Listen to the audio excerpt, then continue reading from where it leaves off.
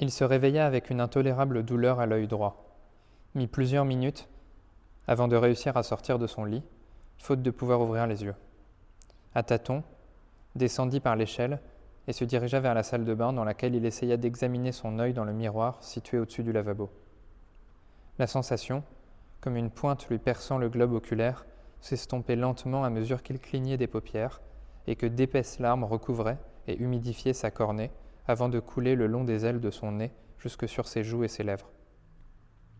Son œil était injecté de sang, sur un seul côté, vers l'intérieur. Des dizaines de minuscules vaisseaux avaient éclaté de façon concentrique autour d'un point particulièrement irrité, situé juste à côté de son iris.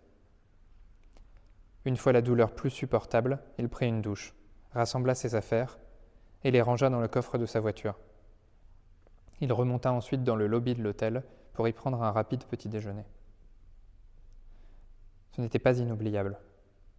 Des mini-viennoiseries industrielles légèrement rassis, des miel pops et des cornflakes dans un distributeur à triple réceptacle, le troisième était vide.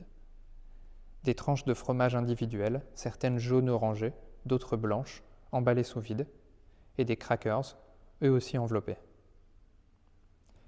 X s'assit devant un grand mug de café dans lequel il trempa généreusement les 2 pains au chocolat qu'il avait choisis au buffet, avant de quitter The People Hostel, oubliant de rendre la carte magnétique.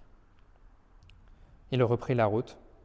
35 minutes plus tard, à 10h04, il s'arrêta dans la ville de Le Monetier-les-Bains et acheta un flacon de 10 ml de Vismed Multi, un lubrifiant oculaire, à la pharmacie Montier.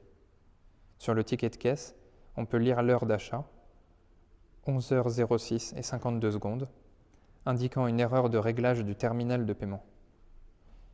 Il paya en carte bleue la somme de 11,01 €.